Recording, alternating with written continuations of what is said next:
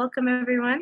Hi, my name is Memphis, Washington. Thank you for attending this virtual event organized by Word Up Community Bookshop. We are a bookshop and art space run by local residents, many of whom are neighbors and volunteers. We started as a one-month pop-up bookshop back in 2011 and stuck around due to overwhelming community demand. And this past June, we celebrated our 11th birthday. We can be found at 2113 Amsterdam Avenue at the corner of 165th Street in Washington Heights, NYC, and we host events for all ages. And sell used and new books in English and Spanish. You can check us out at www.wordupbooks.com to shop online and see other virtual and outdoor events that we have. We're open Tuesdays through Fridays from 12 to 6 and Saturdays from 11 to 5 p.m. I also want to tell you about our new alternate location called Recirculation. You can be found at the corner of 160th and Riverside Drive. That space came about because a former Word Up Collective member actually passed away from COVID back in 2020 and left us in charge of all of his books and records, which we have been recirculating at pay what you can prices. So we've been having, it's a dynamic space that's new and exciting and full of all sorts of things. And we do a lot of different kinds of events, including author events, such as the one we're having tonight. So tonight we'll be celebrating, the Unbalancing, the first Birdverse novel. So I'm excited to welcome to our virtual space RB Lemberg, who is a queer bigender immigrant from Eastern Europe, who moved to the US. RB's Birdverse Novella, The Four Profound Weaves, which came out in 2020, was a finalist for the Nebula, the Ignyte, the Locus, and World Fantasy Awards, and was an otherwise award honoree. RB's poetry memoir, Everything Thaws, was published by Ben Yehuda Press in 2020. Their stories and poems have appeared in Lightspeed Magazine's Queers, Destroy Science Fiction, Beneath Ceaseless Skies, We Are Here, Best Queer Speculative Fiction 2020, Sisters of the Revolution, and many other venues. And we're excited to have RB with us tonight. And if you're watching this as a recording or catching up with this later, you can always find RB on Twitter at RB_Lemberg, and also on Patreon. And we can plug all those things later as well. Today we're gonna, RB's gonna read a little bit for us, and then we're gonna have a conversation about, this exciting next step in the Birdverse, and open up for questions later. So just a little bit about the book. It's the first full-length novel from the acclaimed Birdverse. And in this first novel, new love blossoms between an impatient starkeeper and a reclusive poet as they try together to save their island home. Lemberg has crafted a gorgeous tale of the inevitable transformations of communities and their worlds. The Unbalancing is rooted in the mystical cosmology, neurodiversity, and queerness that infuses Lemberg's lyrical prose, which has invited glowing comparisons to N.K. Jemisin, Patricia A, McKillip, and Ursula K, LeGuin. So I'm really excited to hear you read and bring this alive for us before we go on. And I'm just gonna pass the mic on to you now and go off screen so you can talk a little bit more about your work and we can hear from you. Awesome. Thank you so much for the lovely, lovely introduction. I'm so excited and honored to be here tonight. Thank you so much for being here. Everybody who's tuning in live on Zoom or on Facebook or is watching it later. So I want to show you this book. This is my first novel, so it's really, really exciting for me. I've published other books before, but this is my first novel, and I think it's gorgeous. It also has internal art.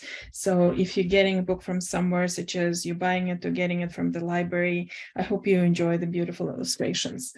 This book and my world celebrate center and focus on LGBTQIA people who are also often otherwise marginalized. And I'm going to read to you from the middle of the book. I was thinking, okay, I've read, I often read from the beginning, but I wanted to make it a bit more interesting. And I want to read from the middle. And so I'm going to give you a little bit of a background to what happens. Ranra, who is a leader, kind of very brash, very energetic, she's a go-getter, and she just wants to go and do things. And LeGuin, LeGuin, who is a poet, have teamed up together to try to prevent a disaster, a magical disaster that's about to unravel. Everybody understands this now because they've just had a massive earthquake that was really destructive for their city, for the island, and they're trying to rebuild. And so they also fell in love, and they're just beginning their relationship. And it's really uncomfortable for them. Both of them are really into each other, and both of them are really stressed. LeGuin has an ancestor ghost, Semberi, whom we're going to meet in this excerpt, who from early on has tried to goad them into becoming the starkeeper and the leader, which is the role Ranra has assumed, because LeGuin doesn't want to do it at all. They don't think that it's for them. They're not ready. And it is very important for LeGuin that Semberi, the ghost ancestor, will meet Ranra and accept her as the leader, and we'll see what happens. So this is LeGuin's viewpoint. Ranra was gone when I woke up, groggy and disoriented, in her bed. The light creeping through the blinds was bright. It had to have been at least mid-morning, hours later than my usual, except that I rose late those days, it seemed. With thoughts came memories, flooding me with ash and bitterness of yesterday's earthquake. I had to check on Semberi. Shaking fatigue from my stiff limbs, I dressed and left in search of Ular. I had promised him to continue our work, but he too had succumbed to slumber, sprawled like a tall, skinny cat on a rigid carved couch in one of the side rooms. A real cat, the familiar ginger one, sprawled by his side. He waved his hand in the general direction of the cat and muttered, "Go away," without opening his eyes. The cat yawned with a deliberate slowness, but did not otherwise move. I stole a pastry from the refreshment tray on the side table and snuck out, wiping my hand on my pants. People seemed scarce in Keeper's house, and I made my escape without too many conversations. Outside, the late spring sun shone crisp and bright. Magical and magicless people alike milled in the streets, clearing stones and debris, cheering each other on with songs and offers of honeyed dough pockets and quince wine. The magically strong people called on their magic to move the rubble, and someone released a deep-named firework of a large silvery dancing dragon that snapped around at clouds. This was a work of a 3 named strong. 2 of them, to be precise. I spotted a second firework, a long sea serpent of deep name light that was making circles in the air farther west. My spirits lifted despite myself, but I hoped this wouldn't turn into a spontaneous party, and I felt a bit guilty to have escaped Ular. Semberi's hill was open to me, but the sea lapped against the rocks here with a particular vehemence. From far above me on the hill, I could hear a plaintive, desolate voice singing. I sped up, trying to catch the words. I carried a piece of rotten fruit when I walked on water. My hands were occupied, my mouth was full of murmuring the wave. The voice faded, as if the singer was walking away. But the lilt of it, the ancient pronunciations were unmistakable. Semberi, I had no idea that they could sing. Could the ghost even sing? My blood thumping in my ears, I ran up, catching a glimpse of the song, then losing it again. The star I cradled kept me fed. I lost my death as I walked on water. I lost it all except the rotting fruit. At last I emerged in the grove and stopped myself, panting and bent with my hands on my knees in front of Semberi. I had no idea why they sang or what, and I wanted to know. I wanted to compliment them, but for now I was wheezing. When I managed to straighten at last, my ancestor's visage was ice cold. as if every tatter of their ghostly garment was frozen, but the whole of their mouth moved, shaping their song again. This grove that grew 1,000 years and never knew my death. They clamped their mouth shut, or rather, their mouth just dissolved into a white film on their face, so that for a long moment they were mouthless. I didn't know you could sing, I said. This was about the last thing I should have said, but I just blurted it. Talking to people was never my strength, not even to my own ancestor. Simberi's face formed a new mouth, round and overly large. Within it, darkness gaped. They ignored my clumsy question. The grove that grew 1,000 years. That scans better than 999 years, doesn't it, Erigra? Simberi liked to speak in riddles, but I thought I could begin to unravel this one, and it made me cold all over. What happened? I asked, already guessing the answer. What happened 999 years ago? You know the answer, Simberi said, cold. The bird coming, I whispered. Yes, the goddess bird. It's been 99 years and 900 more since my star hung suspended, motionless, waiting its turn by the side of its restless dark sibling, the orphan, the star of despair, waiting for the star counter and ladder to finish their courting. Simberi looked angry and hurt. In a year, on the anniversary of bird coming with the stars, our star will remember its worst day, the endless dance, the churning closeness of the orphan star by its side. It will remember all and despair. It is remembering it even now in the throes of nightmare, said Simberi. You must attend to the star and learn how to heal it. I said, not me, Simberi. Ranra said she would heal the star if we all... Ranra. The tone Simberi took was mocking. She's no healer. Has she ever even read a book about healing, tended to a tree? This needs a gentle touch. The work needs someone patient, slow growing. To figure out all this after almost 1,000 years before the anniversary. I had heard or sensed all of this before in my reverie on this very hill in the words of the poem I wrote. I pushed it all aside. Simberi disliked Ranra for some reason, and Ranra was the one leading us. She has a plan, it's a good one, and we'll all take part of it. Let me bring her to you, I pleaded. Talk to her. See what you think for yourself when you hear the plan. Fa. And with the sound of a popping bubble, Simberi dissipated. I stood there, glaring. What I hoped was after them, even though I had no idea which direction they had gone. Simberi, I shouted at last. Simberi, let her come back here with me. There was no response. But in a while, the nearest trees moved their limbs together, as if moved by an unseen wind. A disembodied voice hissed, I'll be around. Thank you. Thank you for that reading. Thank you. So I guess this is a big next step in your Birdverse, putting out this full novel. And I know I have a lot of questions because it's quite expansive. So what are we seeing? Can you explain a little bit more about the Birdverse and sort of contextualize the story and some of the other things that you've already written around? So this book is a very good introduction to the world. You don't actually need to read anything else to read this book.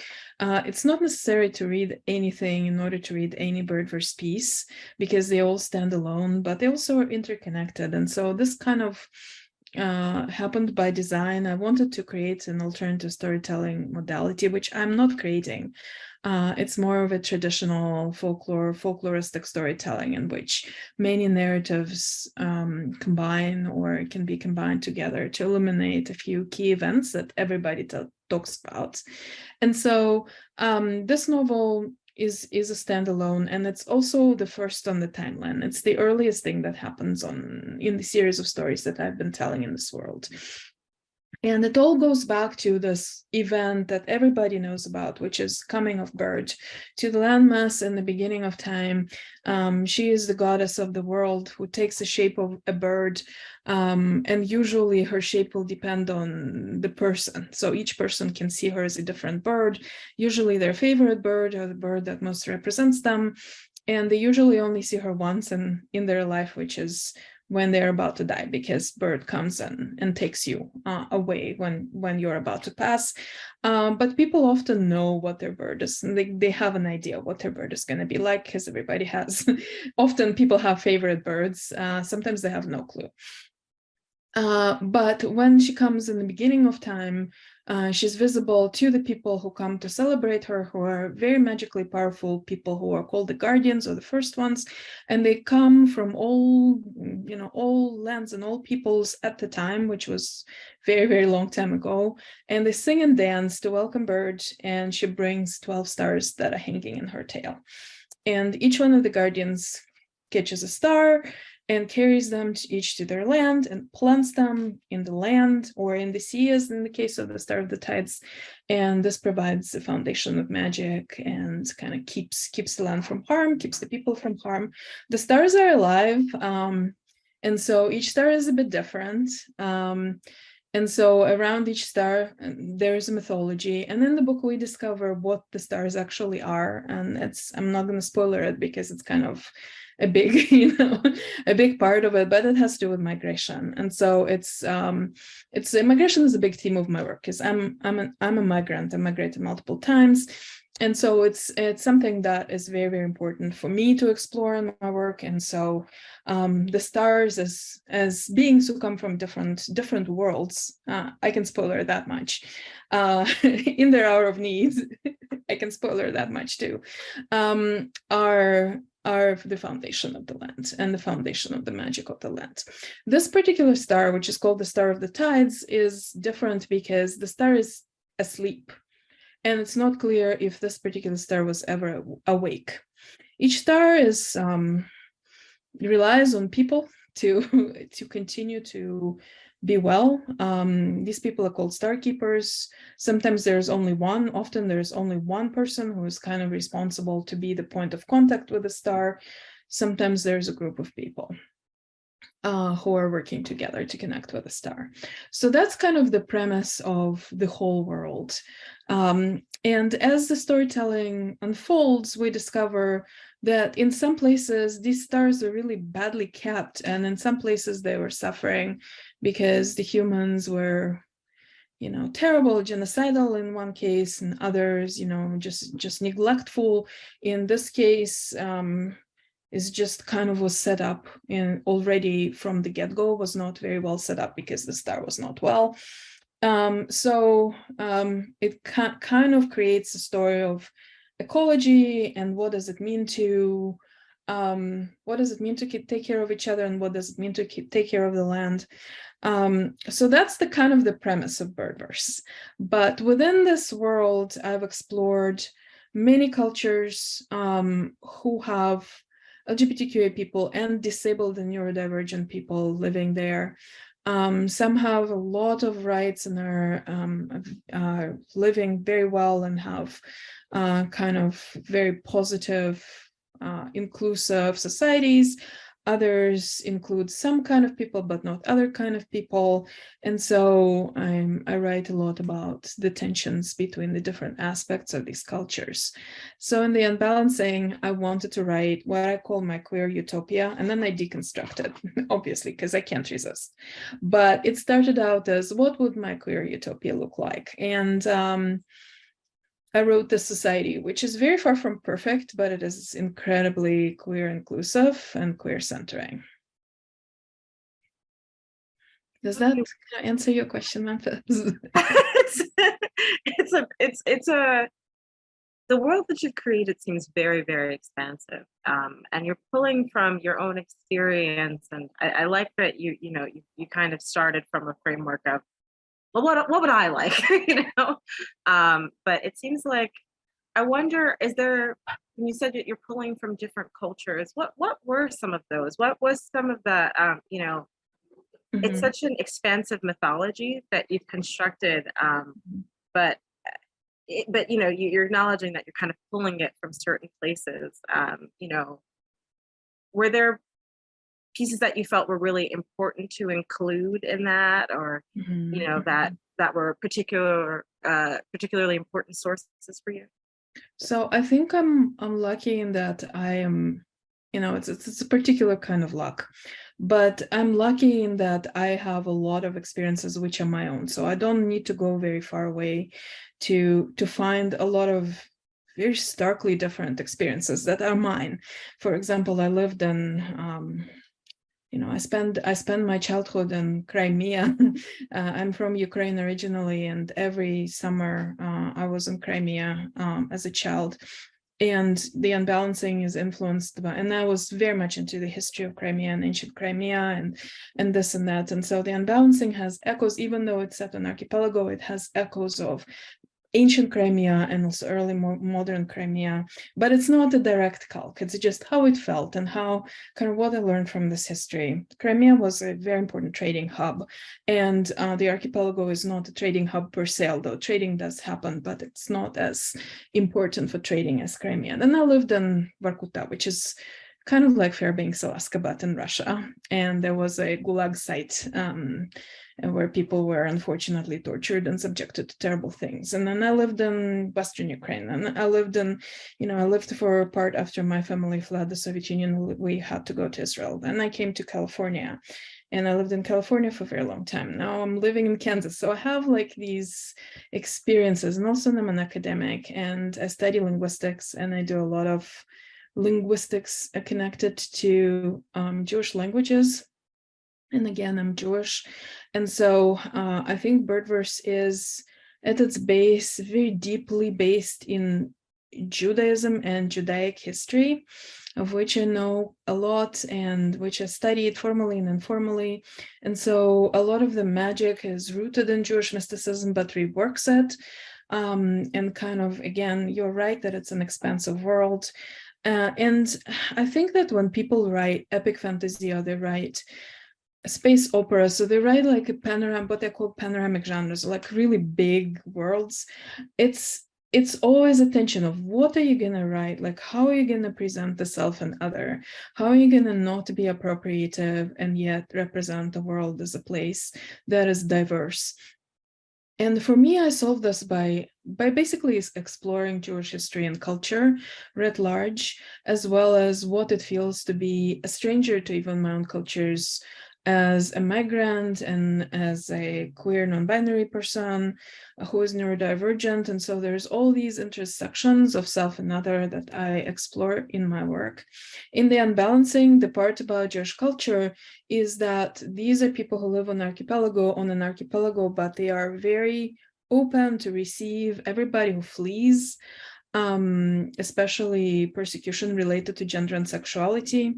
And so there have been Jewish Khana refugees. There's no Jewish people in Birdverse, but there's Khana, people who are based on ancient medieval Jews who were refugees. And so there are parts of Hebrew in this book which are there because at some point there were refugees who spoke Old Khana and they left a few words. And so I kind of rely on all this knowledge that I gained and all this experience that I gained to tell stories that feel like my own. Does that make sense? Like I try both to be expansive because I want to, but also stick close to my own sources of inspiration. Absolutely, absolutely. So you have these characters, and I wonder if it's, you know, you've taken pains to infuse your work with poetry, and I think that's you didn't have to do that, right? Arguably. I think poetry, I feel like it comes up a lot when you study any kind of history, and I wonder if that's part of where your sort of inspiration for having a poet be part of your, I don't know if you want to say anything about the characters to kind of lend some context to that, but Sure. just kind of where's poetry coming in to this for you? And, you know, why did you decide to go in that direction? Because I think it's always fascinating when a prose writer says, you know what I'm going to do? Poetry. You know, this is a great question. Thank you for it. I don't know if I'm a prose writer. People often say, "Oh, RB is a poet. This is written by a poet." And honestly, I have published a lot of poetry, and my first publication wasn't poetry, but then my second was, I think, a short story. So it doesn't, it doesn't really matter ultimately. But I love poetry, and I think that poetry is often receives bad rep. And I think that especially in the US, often like novel writers are, oh my God, you've written a book. And if you write poetry, it's like, oh, it's just poetry. So there's some kind of an hierarchy, which I find very troubling, because for me, poetry is a source of strength, inspiration, and opportunity for people who cannot, for many reasons, write a book or have written a book, but they cannot publish a book. Often these are marginalized people. Often poetry is written at the time of troubles. It's written by, to sing, it's written to organize people, it's written to express feelings that cannot find quick publication elsewhere. Right now, I'm engaged in a lot of translation work related to the war in Ukraine. And so I've been translating pretty much since the beginning. And I think I translated my first poem in early March, translating these poems that Ukrainian poets started writing as a reaction to the war. And I feel that that has helped create a lot of visibility. I've also been on the publishing end, publishing poetry by diverse poets or multilingual and or LGBTQIA, from queer trans communities, etc. So I'm very invested in poetry, but I've been, feeling that, okay, I'm writing prose, so I have to write prose.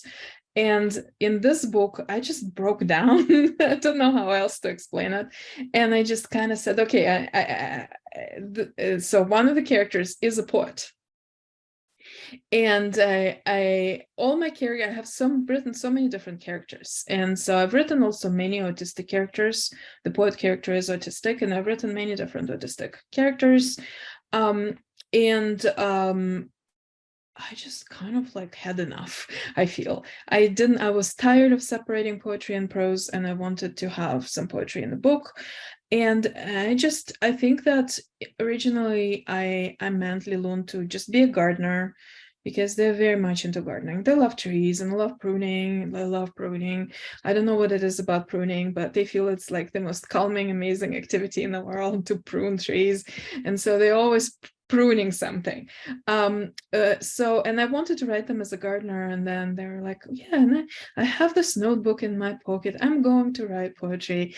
And I just let them do it because I think deep down, I'm a kind of writer who listens to my characters, they talk to me, but also deep down, I just wanted a poet character. I feel the time has come for me to write poet character. So I think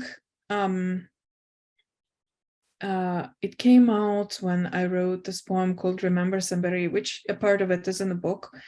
And I just wrote it for my Patreon, where I put a lot of poetry that I don't know what to do with it. I put it for my patrons to read, for my wonderful patrons. And so I wrote it, and I said, this sounds like LeGuin. LeGuin wrote it. So, okay, so they're not just pruning trees, they're also writing poetry. Okay, I can work with that. And so that's how I got to that point. Okay. So I think it's really interesting, because now I feel like looking at the poet character, I'm trying to find, I'll be like, is this really RB? No. The pruning piece I can't relate to. I prune trees sometimes, and I don't find it calming. Okay, wonderful. Okay. No, none of these characters are me. I think that I'm careful to write things that I know how they feel, and if I don't, I research them, and I have readers who help me research them. But my technique usually is just to put a few things that I know really well how they feel. So with LeGuin, they're a poet, so I know how that works. But also their style is quite different from mine, so I don't know what to say about that. They love doom and gloom, and just they go on and on and on, and they write a lot about doom and gloom. So Doom and gloom. I think it's really interesting because your world is so expansive, and by virtue of that, your writing is reflective of that. But when you're building a world, you're trying to make it cohesive for the reader and make sense. And for people who grew up reading a lot of sci-fi or high fantasy, you feel like you have to relearn every world that you start from scratch. You know nothing until you've learned it. But your world building is dynamic, and I wonder, you kind of touched on that process, but I guess the writing process for that, for putting together something what does that look like for you then? You've infused this with, elements of, I guess, in that you've had to write poetry, you've had to access whatever that process is. But, sort of building that all together and making that one. What is that process like for you? I start with characters, and I feel that they show me the world as they see it. And then as I write it as they see it, I ask myself, what is it that the reader actually needs to know? Because they take for granted a lot of things that we don't take for granted. I mean, the readers don't know what the magic is like, and somebody who's used magic for 10 years in my world, they know what it's like. It's like driving a car, if you know how to drive, you don't think about it, you just drive it. And if you drive every day, But I lived in California for a very long time. I didn't drive. And so when I had to drive, it was like, what am I doing? It was very stressful, and I had to pay attention to a lot of things. And now I live in the Midwest, for better or worse. I drive too much, so I don't think about it. And I feel the same way about world building, is that I've built a world, I know how it feels to be in the world, I know the magic, and the characters know things I don't know, and they tell me. And then I need to pay attention to what is it that I need to know to write, and also what do I need to explain to the reader. And I feel that it's kind of each writer has their own process, I feel, and some parts are more successful than others. For me, I often start with just vivid images. And that just occurred to me because I think about my world and I think about the characters or whatever. Sometimes even a word occurs to me, and I get just a very vivid image. So then I start working with it. Who is, involved? What do they see? What does it mean? Why did it occur to me? So with the Unbalancing, I saw the star in the water, and I saw it sputter and toss and turn. And I asked myself a question, well, if the star is asleep and not really aware of what is going on, then how can the starkeeper or starkeepers be sure that they're not, they're not being terrible to it? Because there's consent issues.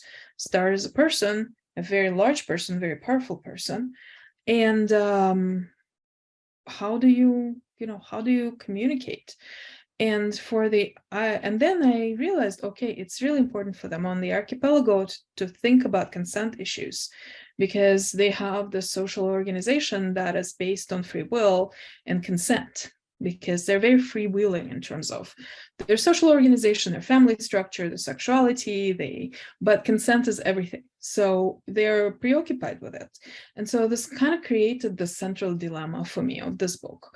How do you know when you are in an emergency? How do you know? How do you know what to do?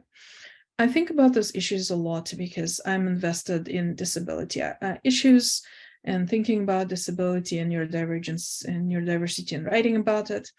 And I'm always interested in questions of, well, how do you heal? You know, what does healing mean? Does the patient consent? Or is this healing where you like tricking a person into experimenting on them? Or are you trying to heal something that doesn't need healing, like being neurodivergent is not an illness, or you know, you're just forcing a person to conform to your world. You're not really healing them. So these are kind of the ethical dilemmas that I'm very invested in writing. And so lately I've been really compelled to explore those issues. And this book, as well as some of the projects I'm working on now, explore that from a perspective of, okay, if you could use magic to heal people, and how would you go about it? Like, what would that even look like? What would that mean? I don't know if it necessarily explains about my writing process. I don't want to say that my writing process is chaotic, because it's not very chaotic, but it is intuitive. It's based on, okay, I have the series of images. Now I need to arrange them. What comes first? What comes next? I've arranged them, and then I sit down to write and see where it goes. Does that answer your question, Memphis? It does. It does. It does. It brings up even more questions for me. The Q&A, people are starting to write things into the chat. Also, Stacy Hull from Facebook says hi. Hi, Stacy. Hi, Stacy. But I think where disability folds into this is something that I think is really interesting. I do kind of want to ask a follow-up question about that. Sure. So you're talking about neurodiversity, and that whole idea. Do you mind breaking that down for how you're kind of conceptualizing this, and how then that idea fits into this world? Because it kind of has a function as a term and as a community and as a way of imagining ourselves in this context. But what does that look like in the Birdverse? Sorry. I think that in every community it would be different. And on the archipelago, they're very community oriented and they're very social. They're so social. They love parties, they love get-togethers, they all visit with each other. They love to be neighborly, it's very friendly, it's a small island, so people know each other. And so this also creates attention for people to be gregarious, to be social. And so when somebody is not like that, it creates a kind of a question in people's minds. What's going on? So there are there's actually three characters who are different from others and have kind of a different neurotype. One is Lun, who's autistic. It's not stated because the word does not exist in that world, but they are autistic, and it's shown through a variety of experiences that they have. They get very easily overstimulated, and so they need to be very careful with overstimulation. They don't like gatherings. They have to avoid noisy places. They love to spend time in solitude. They love to move at their own pace. They kind of have to. And somewhere in the middle of the book, they explain that when they were little, their fathers, they have three fathers, their fathers have asked what is going on, because they had meltdowns. And so in this island, there is a loose organization called the Healer Keeper. So basically help people get better or answer medical questions. And the healer keepers come and say, there's nothing wrong with this child, you just need to help them regulate. And so the fathers build a pool, and they start a garden, and that helps Lilun as a child to be comfortable, and they self-regulate that way. Of course, when things start falling apart and there's earthquake and their, pool is no longer available to them and things are no longer available to them, that kind of becomes really difficult and very, very stressful. And that for me kind of responds to the questions I have about who gets to be a protagonist, and does a person who is disabled and or neurodivergent get to be a protagonist? And I think that putting a person, absolutely, all kinds of people should be protagonists, and I'm very invested in seeing disabled and or neurodivergent people as protagonists, but the story needs to accommodate them too. Does it make sense? Like it cannot be the same story of, oh, I ran and in 2 weeks I learned the sword, or, you know, I jumped off a burning plane or a burning starship onto the vortex or whatever, and I fought a dragon single-handedly. Like, maybe not, or maybe not in this way, you know, maybe not quite in the same way. And so I often struggle with this. So I wanted to explore it in this book, where one protagonist is very much, you know, go, get all the things, you know, dive into the ocean, run up the mountain. And the runner is always on the go. She has so much energy. I don't know how she has so much energy, but she does. She manages. And Lilun is like, what is happening? You know, what is happening? Why are you running around? I need to sit. And so this tension is productive to me, because I feel that it reflects some of the friendships and the relationships and the tensions that I see in my own communities. And so it's important for me to respond to that. The other two protagonists who are neurodivergent in the Unbalancing is Ular, who was in the reading, who is kind of a super geek, just really invested in magic. He loves magic. He needs to know everything about magic. It's very mathematical for him. He likes charts. He has all the charts. I also have these charts. I love charts. So, and he's very happy. He has no problems whatsoever, as long as he's being, he's only unhappy when his charts, he feels his charts are not needed. And so he's nervous about that. And he's not a caricature, he's a person. He's just like really excited about magical geometry, and this is gonna carry him through. And the third person who is different is Ranra's mother, who, again, we don't know what her diagnosis is, but it's some kind of a personality disorder. And there's no cure for that. There's no remedy for that. And so the community struggles to accommodate her and her behaviors, which are not always very pleasant. And this is just this book. And so in every book I've written, characters who have disability. In the Four Profound Weaves, there's mobility disorders like mobility impairments that are addressed, and other things. So it's just something that I'm constantly writing about.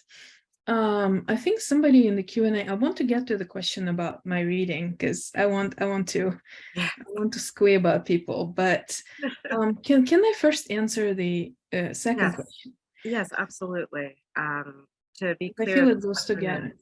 Yeah, I think it feeds off of that.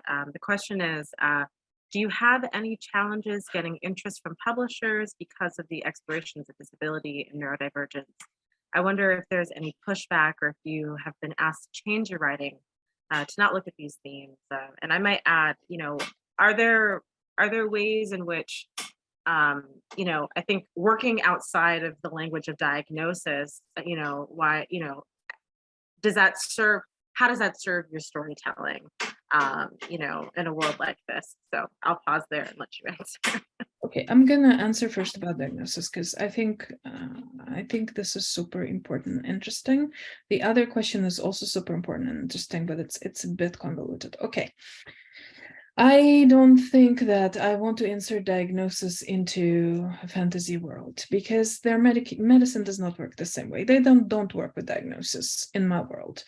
And I orient towards really early modern, like late medieval medical practices that I research sometimes, and then I know quite a lot about, because it's kind of my special interest. They were more interested in what to do about things rather than how to call things, and whether or not a person has documentation. And I found that important, because a person without diagnosis is often, okay, I'm gonna hop on my hobby horse. Diagnosis is often a function of Western privilege, specific Western privilege, because to be diagnosed with certain things, you need to have access to medical establishment. You need to feel that the diagnosis is gonna serve you, and the diagnosis is not gonna endanger you. And often it's a part of medicalization, which can be, you know, utilized to oppress people rather than help people. For example, within the school system, children would, in the US those days, would often be diagnosed with a variety of neurodivergencies, which people have, kids have them, but then, okay, maybe just have more breaks and have a sensory room where kids can go and relax, and maybe kids will be more, less stressed and more like treated more kindly, rather than overinvest in having everybody medicalized necessarily. And again, I'm not against medication at all either, because obviously people need to do what they need to do. And I'm very much pro medication, but I'm against that everybody needs to fit the system. This is how we're going to make you fit the system. So I avoid diagnosis in my work, but I describe what people are experiencing, what kind of things they're experiencing. So for example, if somebody has a mobility disorder, I talk about how it's difficult and or it's not difficult if it is not for them, or what the society might expect them to do, what they want to do. Do they feel any shame? Maybe they don't feel any negative emotion at all. They just move straight to accommodation. So if somebody needs a mobility device, where will they obtain it? Will somebody make it for them? And for example, in the For Profound Weaves, there's a lot of discussions of wheelchair, like a wheelchair that somebody constructs, which is not even used in the end, or kind of partially used. And magic works there, because you can move the wheelchair with magic, and but that is also not really working, and the protagonist who needs a mobility aid has her own way of obtaining it. So it's kind of becomes an exploration of what it means to experience these experiences, rather than, okay, we're gonna name the diagnosis. So that's kind of where I am with my storytelling. About publishing, oh my God, yes. I am so sorry to say that publishing loves erecting barriers for people who try to deviate from kind of a traditional storytelling structure of what they perceive as traditional. It's not very traditional, but what they perceive as traditional, what they perceive as marketable.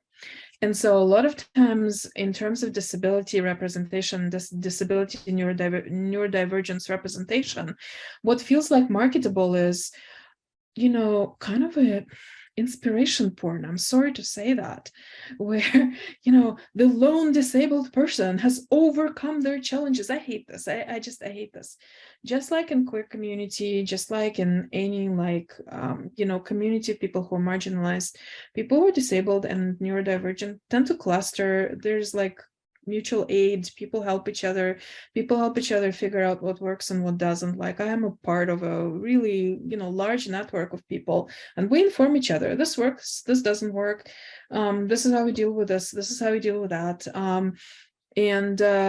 For a lot of it, research is still only catching up, because researchers can be very biased. For example, there's a correlation between trans spectrum identities and being autistic and or having ADHD. And so that is just beginning to be researched in a clinical setting, because of self-advocates who said, you have to look into this. And so now the science is emerging and catching up. But we've known this. We've known this for a very long time. Publishing wants to know how to sell. And so a lot of times it's difficult to have representation that's also gonna, hit the note with publishers. So the work of River Solomon, Rivers's first novel was, I believe, in Akashic Press, which is not mainstream press. And then when that became really popular, The Unkindness of Ghosts, when that became really popular, then Rivers was picked up by mainstream presses.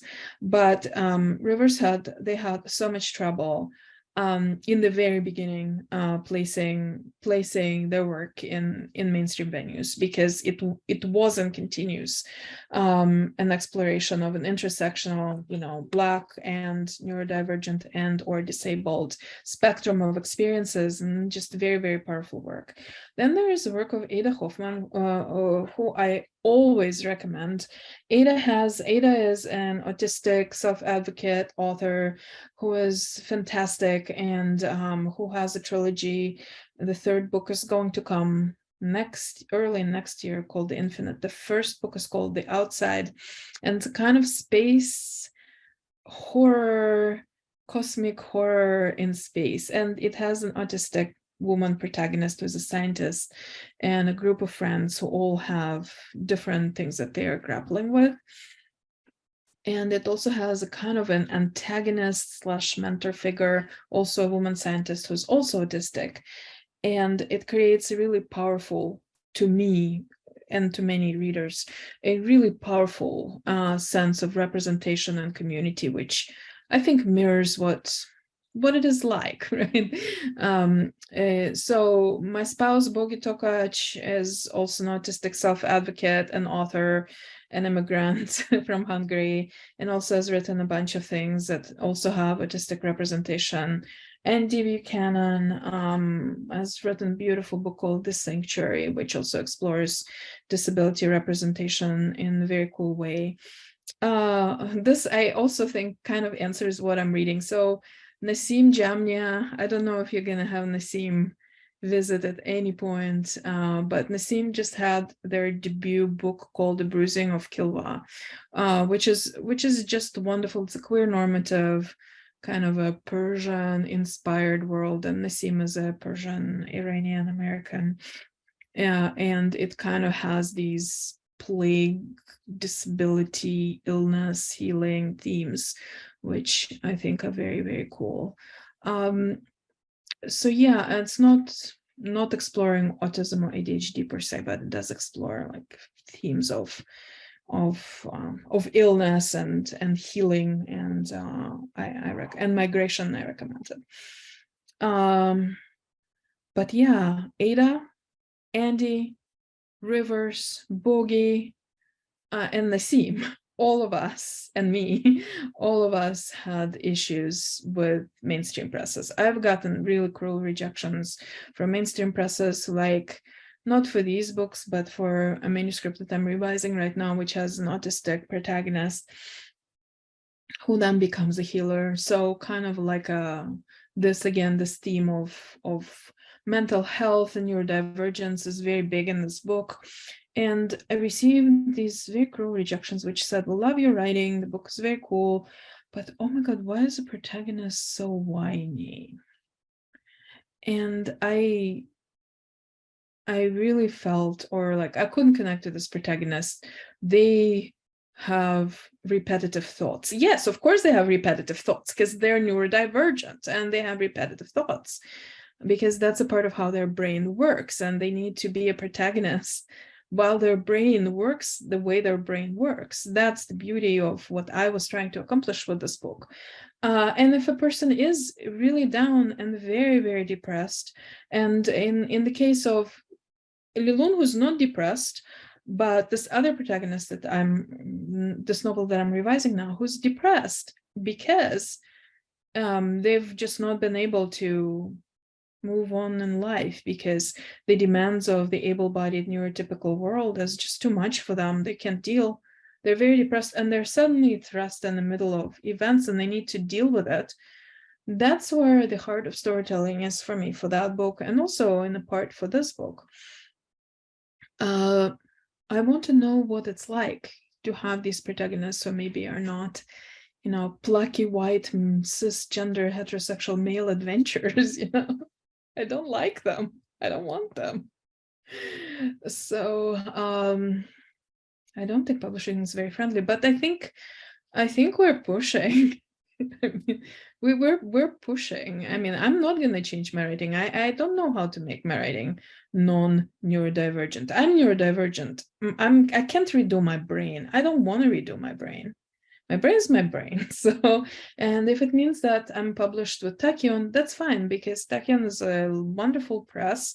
They put out great titles, and Ada was published with Angry Robot, who's also kind of a mid-sized independent press. Again, people find their way. Some people find their way through self-publishing, others through smaller presses.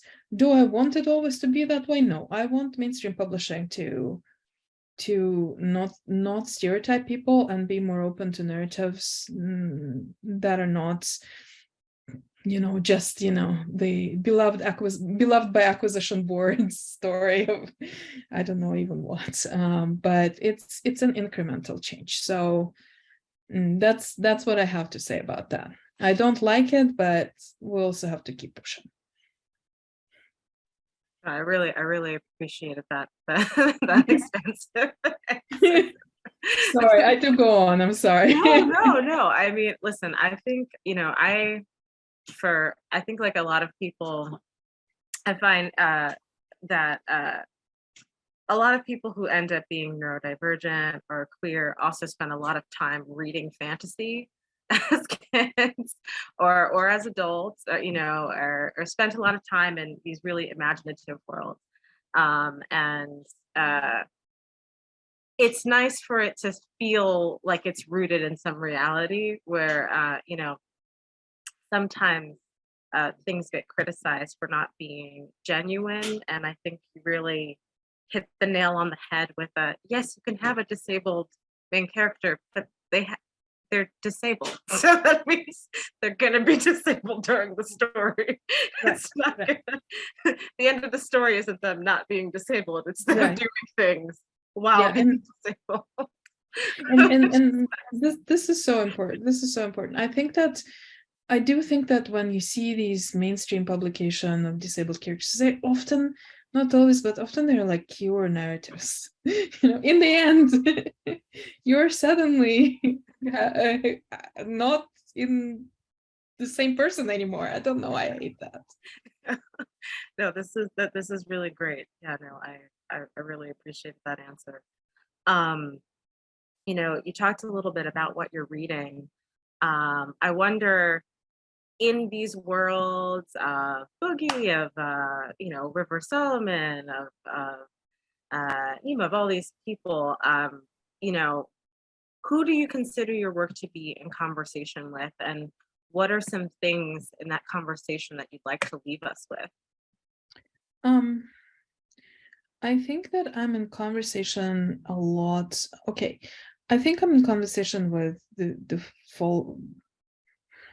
There's my peers and there's my influences. So I'm gonna name peer influences because I think they're amazing. So among the people that I didn't name yet are Sophia Samatar, whom I always mention because her work has influenced me profoundly, and also I'm very connected to her work. I actually published her first published thing, which was a poem in my now defunct magazine, Stone Telling. Sophia is amazing. Sophia is amazing. Sophia is a Somali Mennonite American writer of fantasy. Her work is not queer, but it is very much about various liminal marginal experiences, and it's just so beautiful and so deep and so thoughtful that I'm always in conversation with it. I also love the work of Amal El-Mukhtar. And again, Amal is yet another poet slash prose writer. Amal has recently been on multiple shortlists with a novella called that she co-wrote with Max Gladstone, and it's called "This Is How You Lose the Time War." And I really like everything Amal puts out, and this is no exception. And in terms of, and also Craig Lawrence Gidney, oh my God, I love it. Love his work so much. And I want to say that I'm probably the most, among English language writers, I'm probably the most in conversation with LeGuin. And I think people who read my work see the influences and see the conversations clearly in my work. I have read a lot of LeGuin. I've met LeGuin. I've published LeGuin. I've talked to LeGuin. I am working on her poetry. I'm working on some kind of a nonfiction book about her poetry. And I'm very deeply invested in her work. I think it's very deep. I think it's very thoughtful.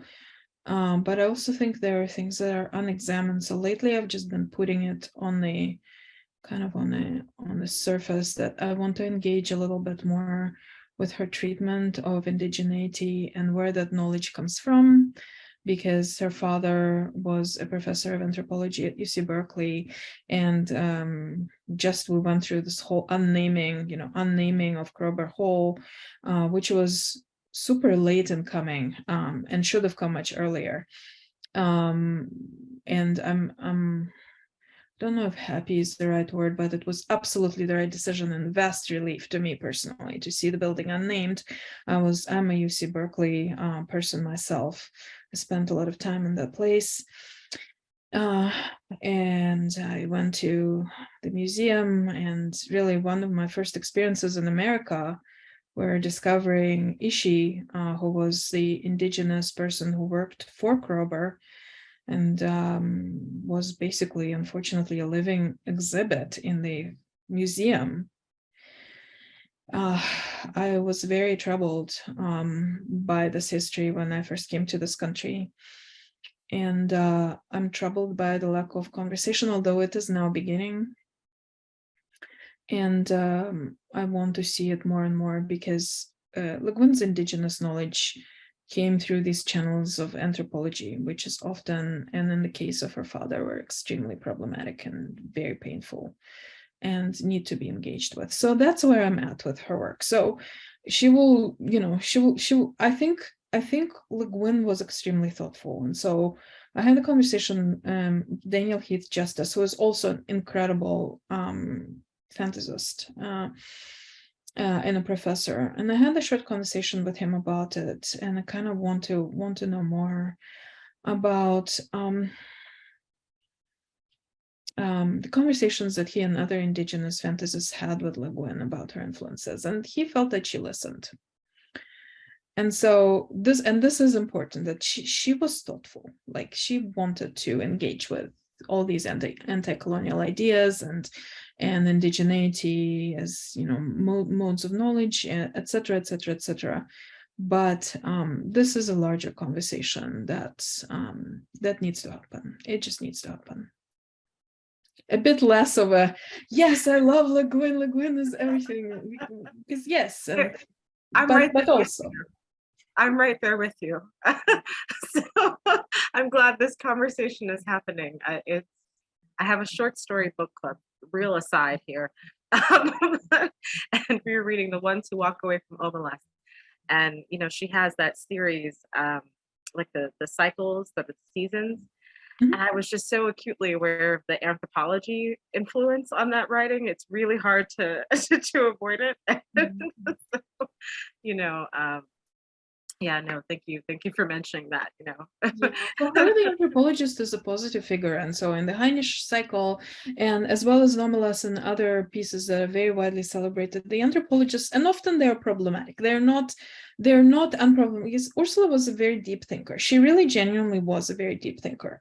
Mm-hmm. But for her, she was coming from a very warm, fuzzy place vis-a-vis anthropology because of her father, and so who was, as far as I can discern, a wonderful father to her, which doesn't excuse everything else that he's done, right? But he was a wonderful father to her, and she's grown up in this environment of all the anthropology faculty from Berkeley are in my house, talking about grown-up stuff when I'm a child.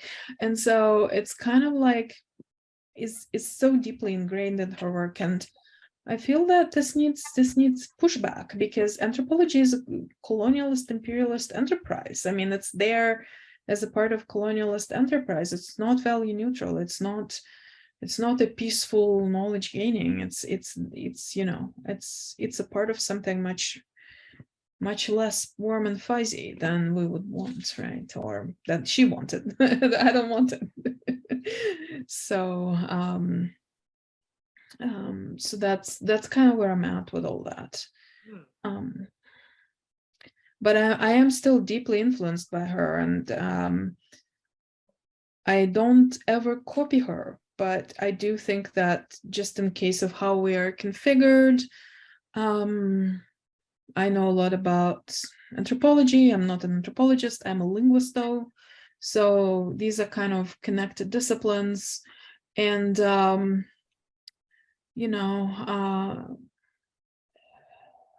she wrote poetry, I wrote poetry. I write these kind of like culture specific fantasies. She did also. She was the first, her work was the first time when I found any queerness ever because I grew up in the Soviet Union when I was a child. Those things did not exist in print. So it's kind of, I also am unpacking my own, we need to push against our own influences and unpack what it means. Well, thank you so much for, breaking down the unbalancing and building up what is sort of buttressing it, that world, your world, and influences. Thank you for reading earlier. That was lovely. I guess, do you have any final thoughts to leave anyone with? Other than you can purchase the Unbalancing at the shop. We have signed book plates, and you can support RB in other ways as well. You can drop your I'm gonna end up transcribing this so that everyone can know all the authors mentioned. But yes, no, thank you so much. And if you just want to say where people can find you and continue to follow you, as very conveniently next to you on Balancing, there's a #1. So it's like what you have coming up next, and we can release everyone to the evening. Thank you so much, everyone. Wonderful, wonderful questions, and it's really so good to be here, and it's very exciting for me. I want to say maybe one sentence that one of the ways in which we do active resistance against kind of these corporate structures of mainstream publishing is supporting smaller endeavors, supporting your local bookstore or your local community organization that helps, such as Word of Ed, such as that helps you get the books that maybe are not not necessarily the #1 Amazon bestseller, and then supporting indie publishers in all their many forms, and supporting your favorite authors who may not be mainstream authors but might be doing work which you find vital. And support can take many forms. Monetary support is not necessarily a thing. Borrow books from libraries if that's a wonderful way to support your authors, but also like follow them on social, tell them that you enjoy their work, in so many ways. Just tell others about books, etc. And you can find me on Twitter. I am on Twitter a bit too much. I'm trying to stop being on Twitter so much because it's really not that pleasant anymore. I'm on Patreon, RB Lemberg, and I post most of my content for just like $1 a month subscription. But also I have the RB Lemberg website where you can find me, and Birdverse Net, which is not as frequently updated as I want to. I also have a mailing list, so if you go to my website, RB Lemberg Net, it will have a mailing list subscription, and that updates as well. So thank you all so very much, and I hope to see you in some way in the future, and I hope you have a lovely evening. Thank you so much, Memphis and Word of Ed. This was wonderful, wonderful opportunity for me, and great questions. Thank you so much. Thank you. This was really lovely. Thank you for joining us from Kansas. It's not every day. We're very much so like an uptown, like Manhattan, like Washington Heights bookshop. But this was really lovely. I run the LGBTQ programming. We do events. We have a writing group. It's virtual. We try and make it accessible in certain ways. But this has been really great and really special. And I know people thank you for letting us record this so that people can access it later, and sharing, all of your thoughts. This was really thoughtful and very nice. Thank you. Thank you so much. Okay, great. Have a good night, a time of day. Bye.